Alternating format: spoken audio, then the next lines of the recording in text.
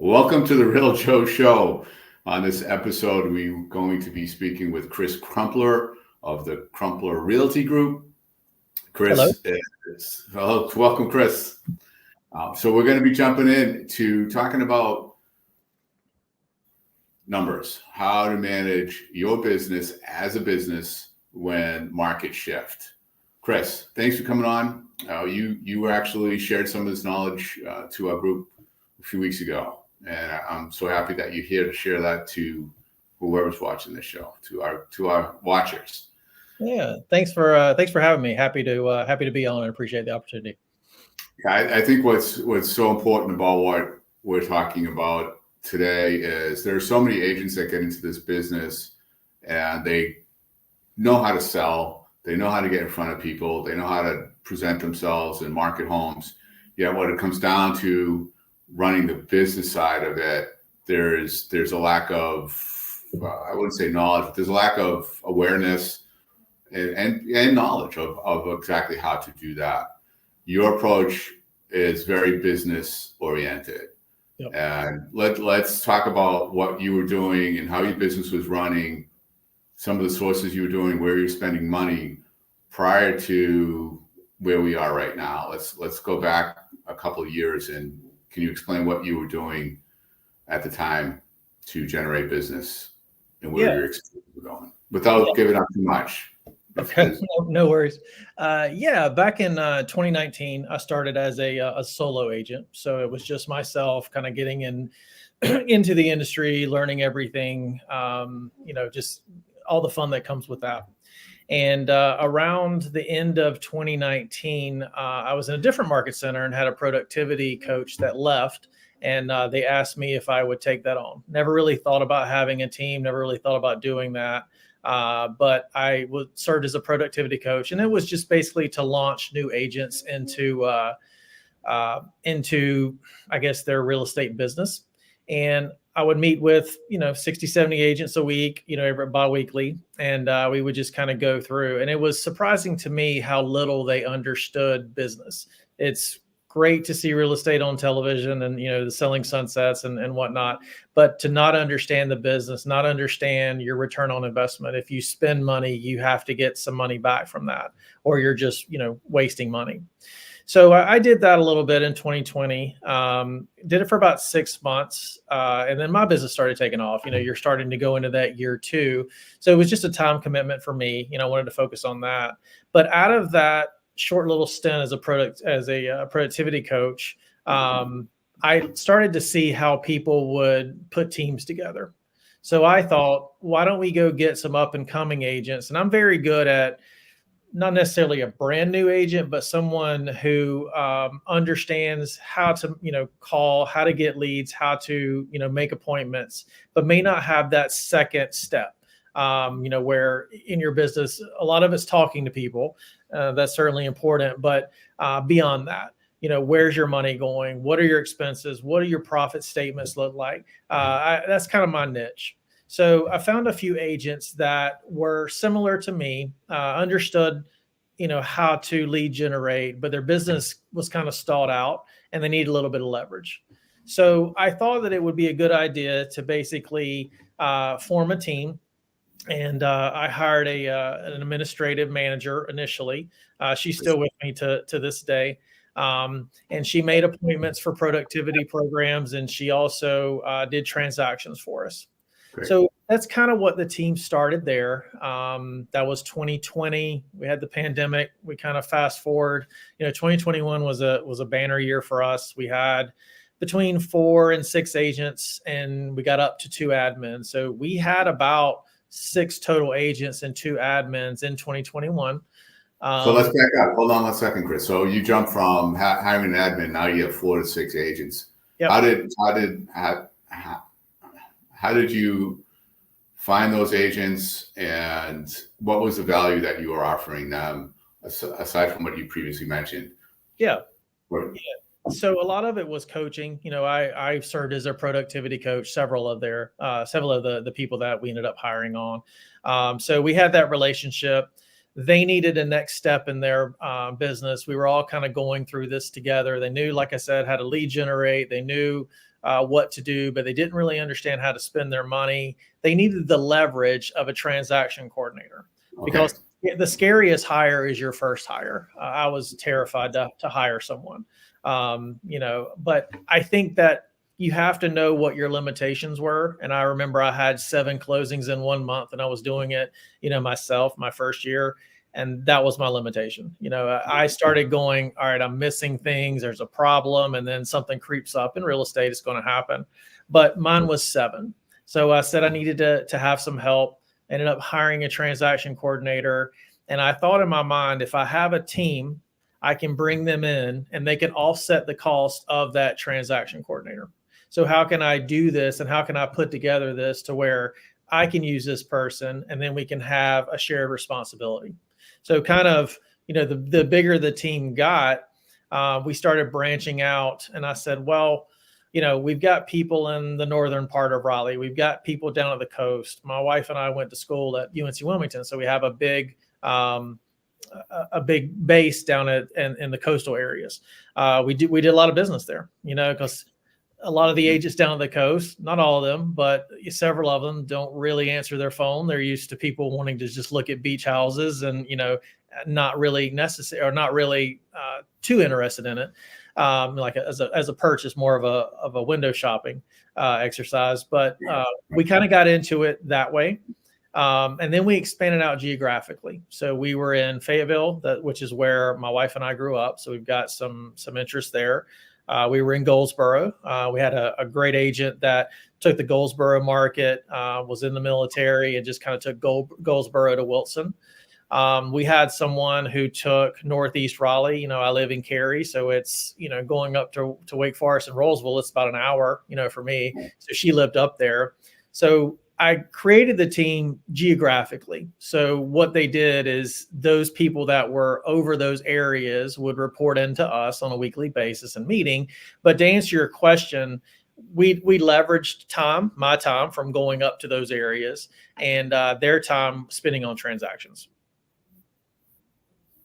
So one of the challenges with starting a team is it pulls you away from your own business while you're helping support the other agents and coaching them. Did you realize that, or did you have systems in place that allowed you to continue to focus on your own business? It was a crazy time. It was 2021. I'm looking, and I always refer to that as the peak year. That's when everything kind of busted loose. We were coming out of COVID. You'd go to an appointment and there would be 25 people in line, 10 offers on a home already. It was a crazy time. It was kind of a blur, to be honest with you. Total as a team, we sold almost 150 homes. We were like 145, 146. That 1 year, and we lost some agents. So I think getting into it, I learned a lot. I learned a lot what not to do and some things that I could have done better. I think that it was just kind of with the market and the conditions, we were just kind of thrown into it. We were all kind of in there together. We had some turnover. There's some people that think they want to be on a team, and then they get in it and go, this isn't for me. I want to kind of do my own thing. I don't want to report numbers. I don't want to do that.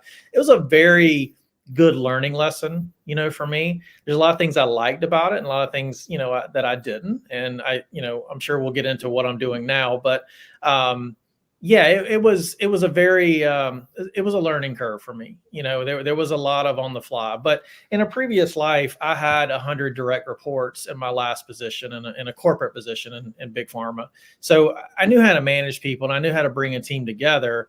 But real estate bringing a team together and pharma bringing a team together are completely different. So I think I underestimated that. Yeah. So if you don't mind sharing, with those agents leaving, what was it, looking back, what was it that caused that for them to leave? What motivated them to move on? I think that, there's a couple reasons. We're always being recruited, by other agencies, and there's some agencies that offer stock programs, and there's some agencies that offer profit sharing, and sometimes it's just their season in life. It may make more sense for them to be in a different area. We had a few that we hired one agent down at the coast in Wilmington. Never done general brokerage before, was an excellent new home consultant. I worked with her on several deals here when she was in new homes. Got into general brokerage and said, you know what, it's nothing against you. I just don't like this as much as I like new homes. You got people coming in constantly. You got that you're not having to lead generate. You're not having to do the things. And I think it's overwhelming sometimes when people get in general brokerage when they've been selling 4 or 5 different models, and now they have to know, stuff about a septic system, from 1960. There's a lot there. So it was a mix of things. I think, some of it, people just don't want to be on the team. They get in there and go, oh, I can do this, or I can save money. I don't want to pay a split. There's just a number of things. We obviously with every team you pay a split, and some people just say, hey, we had a great agent out of Holly Springs. And he just said, I want to do what you're doing. I want to form a team. I want to do this. And, it was just kind of eye opening. It was not 1 or 2 things. It was just a whole kind of gamut, a summary of different things. Do you think there's anything that you could have done to keep them in place? Those particular agents, no. I think that, some of them moved on from general brokerage to new homes. I can't really do anything there. Right. The other one wanted to become us, and grow a team and grow a business. He's got a great business, now he's doing really well. And that's actually you should be proud of that, right? You brought this agent in, you got him to grow, you showed him how to get it done. Yep. Yeah, that's the challenge of leadership. You bring people up and they move on. Yep. He won Rookie of the Year, his first full year, and thanked me for it. So it was nice to see that and see someone grow. It affects our business and what we're doing. You're happy for them, but at the same time, it's a big loss for us. So you're constantly having to kind of recreate this again and go, well, how do I want to do, what lessons can I learn from this? What could I do different? But no, I don't think so. I think that when you hire good agents, and we did, they do good things, and they're going to want to do their own thing. They're entrepreneurs. I hired a bunch of people like me, so I can't be surprised when they want to go do things like we've done, form a team and set up their business like this. I'm not surprised by it at all. They're wired a lot like me. So they've gone on, they've been successful, and, some are still in the industry, some are not. I think, life just kind of throws some curveballs at you occasionally. Well, one of the things that a lot of people say is you hire somebody that's the opposite of you so that it complements you. Yeah, I tried that. Yeah. And let's explain that's what happened there. That's not probably something that, I have a productivity coach, and they said to do that. So I did, and got uncomfortable and hired some people that are not like me. But it's hard to motivate people. I can't teach motivation. I'm a very motivated person. I set a goal, I achieve it, I move on to the next one. I feel like there's endless possibilities in real estate. Coming from a corporate world where you got paid a set salary, and someone's telling you that's all you're worth, to this company, that's all you can do. I can't make any more money. I can't do anything. That's not an incentive for me to work harder when I'm going to make that regardless. And I think that that's kind of the way that when I started thinking that way and started thinking bigger, and reading all these books about what are successful people doing, and get out of what I was doing in the corporate world and come into owning my own business, that's hard to teach. Some people like security blankets of a check, of benefits. Real estate's unknown. So, there's a lot of things there that you can't teach to someone. That's just kind of ingrained. And if you don't think the same way, or you're not wired that way, it's not going to be a good fit. It's not necessarily they're doing it differently than I would do it. They may just not have the motivation that I have, or what we want to achieve with our team. At the end of the day, it's not personal, it's business, and sometimes it works and sometimes it doesn't. So I've done that. I've made some bad hires. I'm not going to lie. I made bad hires in the corporate world too. It's just part of it. You're going to do that, but you learn from it. They're not bad people, but you learn from it, and you move on and you try to get better. Yeah. Good. Okay. So that was 2021. We're heading into 2024. Yep. What's your team look like now? So 2022, it felt different. January, you can kind of get a feel after the holidays. It just felt different. And 2021 it was just me, and, we had 4 or 5 other agents. And my wife was a fundraiser, at a major university here, a couple of universities. She's been a vice president of some nonprofit organizations as well. So I just knew that she would be good at this. And I encouraged her to go get her real estate license. She did back in, the 2020, but we were trying to find that right opportunity for her to leave a stable job with salary, just exactly what I was just saying a few minutes ago, to come on board. And then both of us do this. And then there's always a challenge of, are you going to be able to work well with your spouse or not? There's some unknowns there. We're completely different. That's where we complement each other. I'll get in that in a second. But she came on board in 2021 and, was able to offer some different things, a different approach. Hey, I know have you thought about doing this, or this?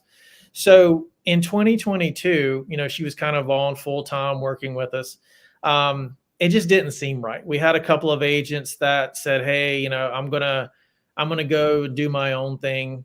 We knew some people were probably going to leave and go back into new construction. We were in a transition period and it just didn't feel right. And, Jen and I talked, we were in a different market center, at that point, and that market center was great for the business that we had then. But we started getting into selling more luxury homes, luxury clientele, listing $1 million homes. And it's a little bit different. You always want to be around like-minded people, and I just said, I don't like any of this. It wasn't anything against people on our team. It wasn't anything against, a different market center. It was just when something doesn't feel right and it's not working and you're just basically achieving the same results, you got to make a change. Yeah. So we went to dinner one night, we talked, and I said, I want to blow this thing up. I want to blow the whole thing up. I don't like this. This is not right. It doesn't feel good. I feel like there's a shift coming. So I talked to my business coach and I said, this is what I want to do. And he said, are you sure about that? That's a lot of change at one time. And I said, yeah, I feel that strongly about it. I've been, thinking this way for some time. So as people left, we just didn't replace them. And it got down and it was just Jennifer and myself and my wife. And, we ended up having to, let one of our admins go, found her another job, and, we kept her on salary until she could find another job. We thought that was the right thing to do. But moving into 2022, we left and we came over to the KW Legacy Market Center. We focused a little bit more on luxury. We dismantled the team. So it's just myself and my wife and our admin. She's a director of operations now that's been with us since 2019. She's seen everything.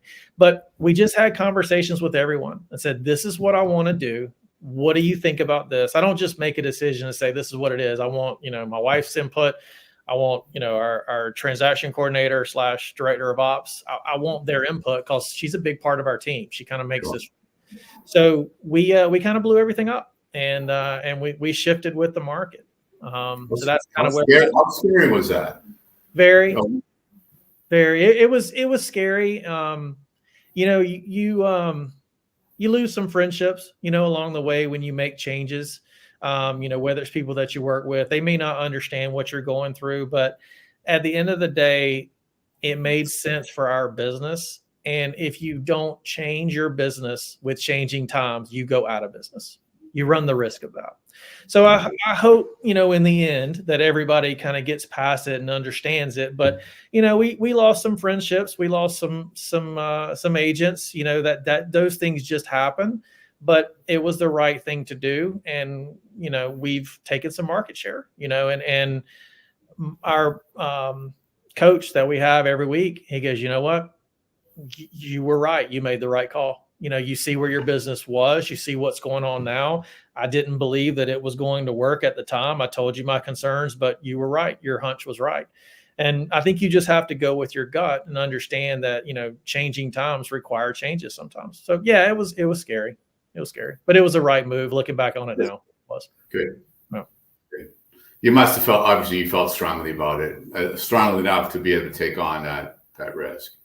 I felt strong enough that something was not right with the team and the market, and changes were brewing, that it was worth what happened. Lost friendships, and getting your business kind of back up and going where it should be. So in the end, it was something that I just felt that strongly about, and we just had to do. We just had to do. And so now you're down to yourself, Jennifer, and your admin. Yep. Your director of ops. Yep. What other changes did you make in your strategies and services that you were using to keep your business going? Yeah, you had mentioned, building profit loss statements. We've run it like a business. With Jen coming from the from nonprofits and truly being nonprofits and having to do a lot with very little. And I came from the corporate world, where my yearly budget was about $10 million, and I couldn't go over it. I had to stay below that. And $10 million is like $100 in, in any other area, because pharma is extremely expensive when you factor in lab equipment and work. And, it takes a lot of money to get a drug approved. So $10 million seems like a lot, but it was kind of a drop in the bucket. But we always had to cut. So from day one running this business, my first year, I didn't do this, and I felt scattered, and I went to appointments and I felt scattered, and I would get called out, when sellers would ask a question, I really didn't have an answer for it. And I didn't like feeling that way. So I had to get this under control. So when 2020 started, I picked up the MREA.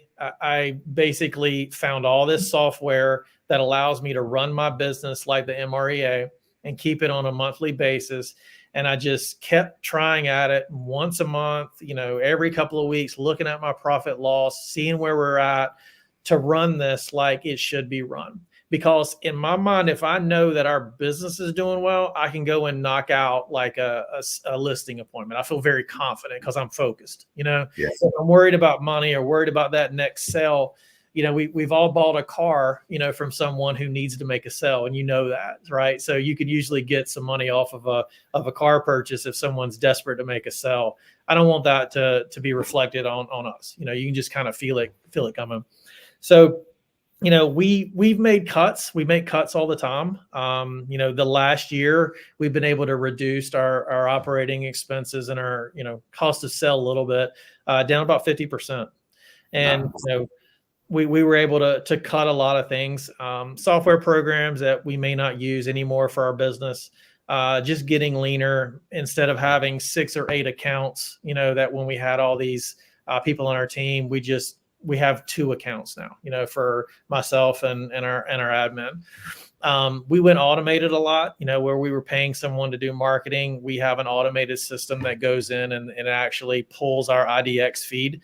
And when we have a listing, it, puts it out and markets it to our social media networks. So little things like that make a big difference.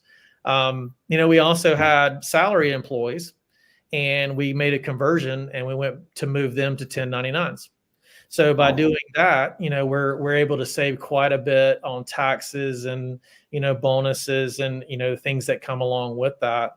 And we meet with our accountant on a regular basis. We decided to file as an S Corp instead of an LLC. We saved a ton of money on taxes that way. So I'm constantly reaching out to people that know more than me. I always said, if you're the smartest person in the room, you need to find a new room. So I always reach out to, to people that know how to do this, that have been successful. I read a lot, but I'm always asking, even in the office, what's going on with your business? What's happening? And I'm always asking people that are more successful than us what they're doing, because I want to know. I admire what they do, and I want to know. And I try to share that with agents that may not, be at the level we're at, and help them out. We'll try to return the favor as well. So now you still, it's the three of you now, and you've trimmed your expenses at least on the by 50%. What part of that was that on your Yeah, so the actual operating expenses we're down about 50%. now does that affect your lead gen as well? Your systems that you're using to generate opportunities? No, I don't pay for leads. I'm never going to do that. That's just something. It's not our business model. I raised my hand when I first got my license and paid a company a couple of $1,000s to get leads. It's a complete waste of time and money. I'm still mad about that today. That was in 2019. I'm not going to do that. It's just never say never, but it's just not something that I'm going to do. We generate our business from Sphere. We generate business from people that we know and like, a lot of client referrals. The transactions are better, just because we have that established relationship with them. But we're branching out and doing some different things, with maybe a sector that we haven't reached out to before. There's some things that we're doing, to answer your question about lead gen, we will invest money in lead generation. We will invest money in our past clients because that's what kind of keeps our business afloat. Sure. We're not going to touch that. That's smart. That's smart. In fact, we actually shifted some what I call dead money that we don't use anymore and put more money into lead generation. But lead generation is not buying leads. It's just not something I want to do. No. Good. So what's next? Well, we'll see what happens in 2024. Interest rates have been a factor. I think the market was down. I think, I heard some stats, and it varies, but I think we were down, 30%, number of buyers than we were, last year. The market overall, when I look at it, is down about 18%. We're pretty flat, so if we're flat and we made about what we made last year in GCI and our expenses are lower, we're actually more profitable. Nice. So, it's just one of those things where I think you kind of take it case by case. I think next year, I don't really know what to expect next year. It's election year. There's a lot of factors there. I've been asking those people, that I admire and respect, what do you think is going to happen? We have kind of a feel, but I think if we could do what we did this year, and continue to watch cost and hopefully there'll be a little bit of a decrease in interest rates. I would be very comfortable with what we did this year. I don't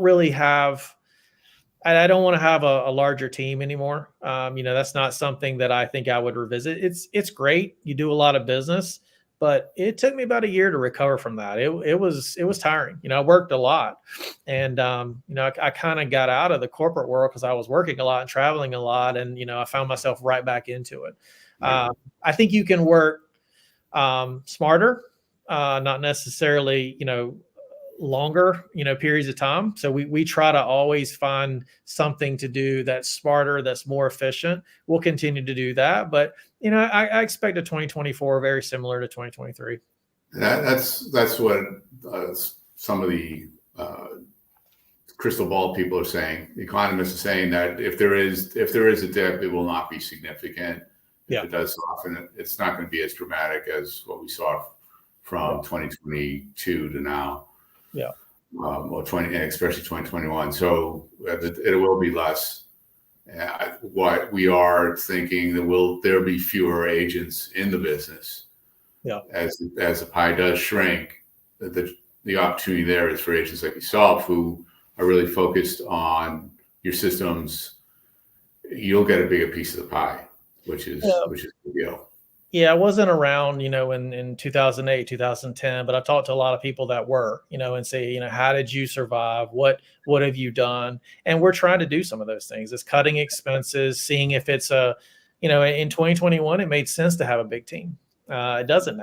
I'm also a little bit older than only a couple of years, but you're a little bit older. So I think you look at things differently, spending some time with my friends and family.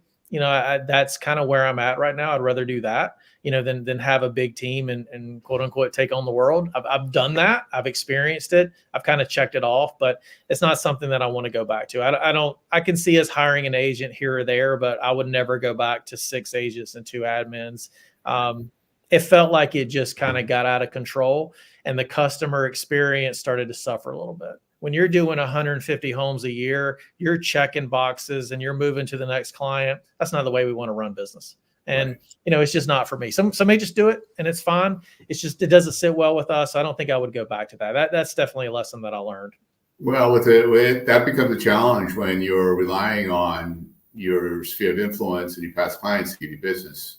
Excellent experience is key. Yep. That's everything. Yep. So, I had a thought which just went out of my head. I was paying attention. So, where you are right now, what does your work week look like? I got an appointment, this afternoon, so we'll start there. So a couple of inspections here or there. We meet with a client a little bit slow this time of year. Towards the end of the year, we're focusing on working on our actual business. So we're working on websites. We're working on some of the things that in January, February, March, when it starts to kind of heat up a little bit, we may not have time to do.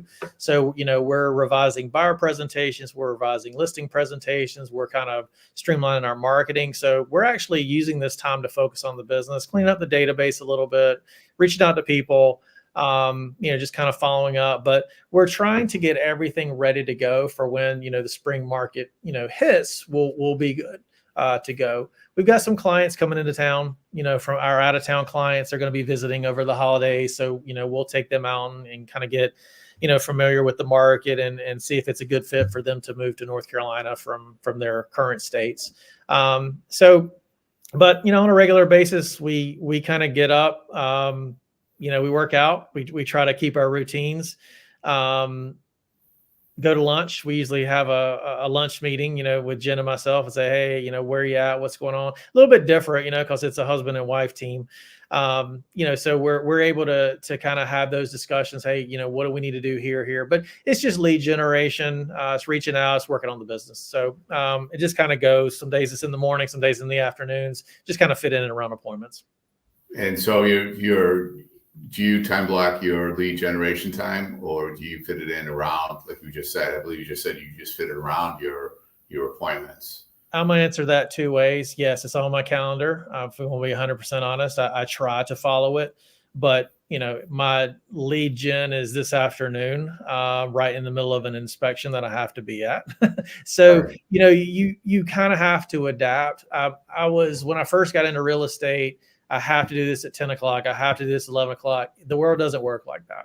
So if I pull it back and go to this appointment, then I have to make up for it. It might be tomorrow, it might be another day, but I make sure that we do it. And a lot of that lead generation has gone automated too. I feel like, with what we have at KW with KW Command, there's a lot of ways that you can work through smart plans. And, like I'm lead generating right now, in the background. So it's reaching out to people, following up with them, answering text messages, those types of things. So we try to automate it as much as we can. But nothing really takes the place of a phone call or a text, just Right. to kind of check in. So yeah, we do that on a regular basis. It may not be at the time that we assign it, but we're going to follow up and do it. That's great. You got a good program. I'm looking forward to seeing what's happening with you in 2024. Yeah, thanks. It should be pretty exciting with everything you put in place. We're excited. So, anything you want to add? You've really filled up the plate. If anybody who's listening to this, they should probably listen to it again and take some serious notes. And you gave out some good gems. No, I think if there's an agent that's just starting out,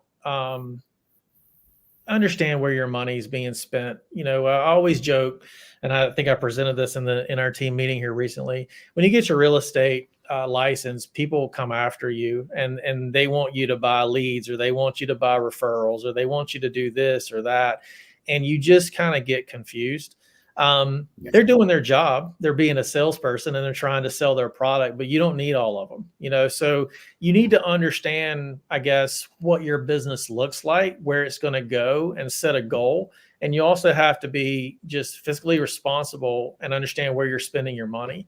If you don't, and you don't have that, you're going to cost yourself a lot of money time and expense and aggravation. We've all done it. We've all been there. But, looking back at it, if an agent can start out running their business like a business and understanding where their financing's going, and having kind of a clear-cut path, you'll be successful.